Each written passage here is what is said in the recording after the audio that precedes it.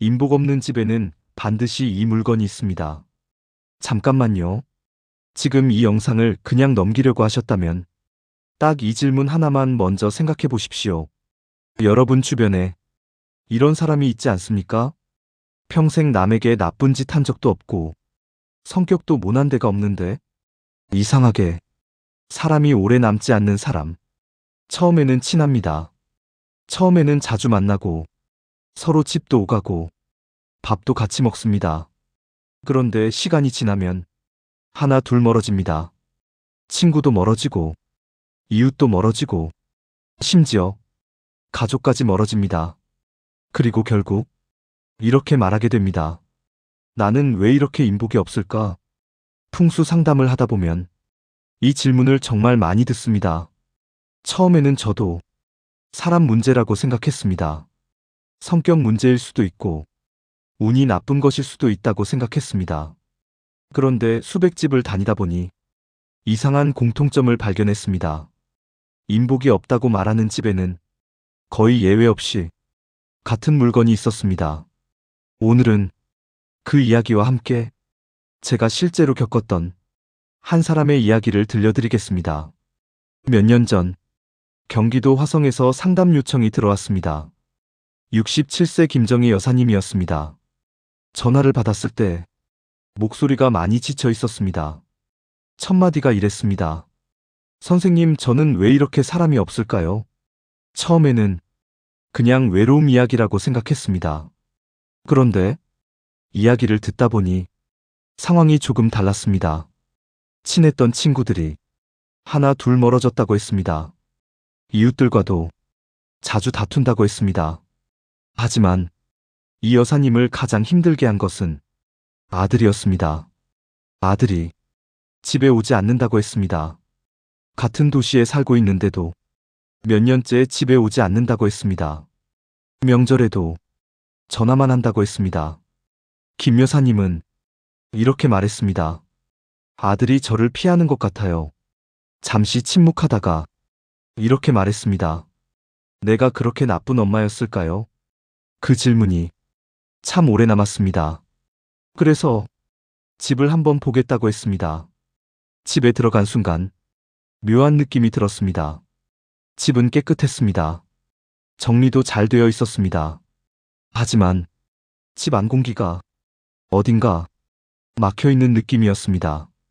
특히 거실 한쪽 장식장이 눈에 들어왔습니다. 그 안에는 그릇들이 가득 들어 있었습니다. 그런데 가까이 보니 그 그릇 대부분이 깨진 그릇이었습니다. 금이 가거나 살짝 깨진 것들이었습니다. 저는 물었습니다. 이 그릇들 왜 안 버리셨어요? 김 여사님은 잠시 말을 멈췄습니다. 그리고 조용히 말했습니다. 그거 버릴 수가 없어요. 그 그릇들은 평범한 그릇이 아니었습니다. 김 여사님이 결혼할 때 받은 혼수였습니다. 40년 넘게 사용하던 그릇이었습니다. 그런데 그 그릇이 깨진 날이 있었습니다. 바로 아들이 집을 나간 날이었습니다. 그날 부엌에서 크게 싸웠다고 했습니다. 아들이 말했습니다. 엄마는 항상 나만 탓해. 김 여사님도 화가 나서 말했습니다. 그래, 나가서 살아. 그 순간 부엌에 있던 그릇이 바닥으로 떨어졌습니다. 산산이 깨졌습니다. 아들은 그날 집을 나갔습니다. 그리고 몇 년 동안 집에 오지 않았습니다. 김 여사님은 그날 깨진 그릇을 버리지 못했습니다. 이거 버리면 아들이 완전히 떠날 것 같았어요. 그 말을 하는 순간 김 여사님이 울었습니다. 풍수에서는 깨진 물건을 두지 말라고 합니다. 특히 깨진 그릇은 관계의 균열을 의미합니다. 그릇은 사람 관계를 상징합니다. 그래서 깨진 그릇을 집에 두면 그 관계의 기운이 그 상태로 멈춰 있게 됩니다. 쉽게 말하면 깨진 관계를 집안에 계속 붙잡고 있는 것입니다. 저는 조심스럽게 말했습니다. 이 그릇들 정리하세요. 김 여사님은 한참 말이 없었습니다. 그리고 이렇게 물었습니다. 버리면 아들이 돌아올까요? 저는 잠시 생각했습니다. 그리고 말했습니다. 버려야 돌아올 수도 있습니다. 며칠 뒤 김 여사님이 전화를 했습니다. 그릇을 모두 버렸다고 했습니다. 장식장도 정리하고 거실도 새로 정리했다고 했습니다. 그리고 현관도 밝게 바꿨다고 했습니다. 집 공기가 이상하게 가벼워졌다고 했습니다. 하지만 아들은 여전히 오지 않았습니다. 한 달이 지나고 두 달이 지났습니다. 김 여사님도 이제는 포기한 것 같았습니다. 어느 날 김 여사님에게 전화가 왔습니다. 목소리가 떨리고 있었습니다. 선생님, 네, 아들이 전화했어요. 몇 년 만에 전화였습니다. 그리고 이렇게 말했다고 합니다. 엄마, 나 이번 주에 집에 가도 돼? 김 여사님은 그 자리에서 울었다고 했습니다. 며칠 뒤 아들이 집에 왔습니다. 문을 열고 들어오더니 집을 한번 둘러봤습니다.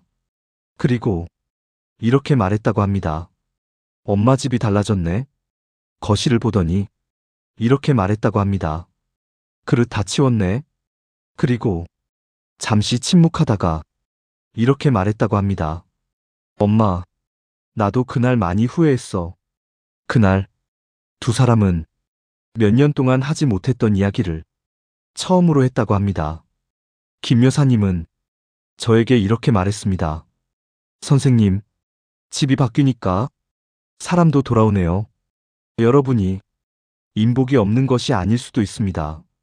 사람이 나쁜 것도 아닐 수도 있습니다. 어쩌면 집 어딘가에 관계를 붙잡고 있는 물건이 조용히 놓여 있었을지도 모릅니다. 깨진 거울, 깨진 그릇, 죽은 식물, 이런 것들은 집의 기운을 멈추게 합니다. 그리고 멈춘 기운은 사람 관계도 멈추게 합니다. 오늘 집에 들어가시면 한번 둘러보십시오. 혹시 깨진 물건이 남아있지는 않습니까? 오래된 상처처럼 그 자리에 그대로 있지는 않습니까? 그것을 치우는 순간 집의 기운이 조금씩 움직이기 시작합니다. 그리고 사람의 기운도 조금씩 돌아오기 시작합니다. 풍수에는 이런 말이 있습니다. 사람 복은 사람에게서 오는 것이 아니라 집에서 시작된다.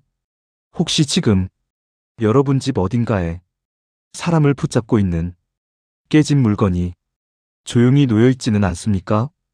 그것을 치우는 순간 인복의 문이 조금씩 열릴지도 모릅니다.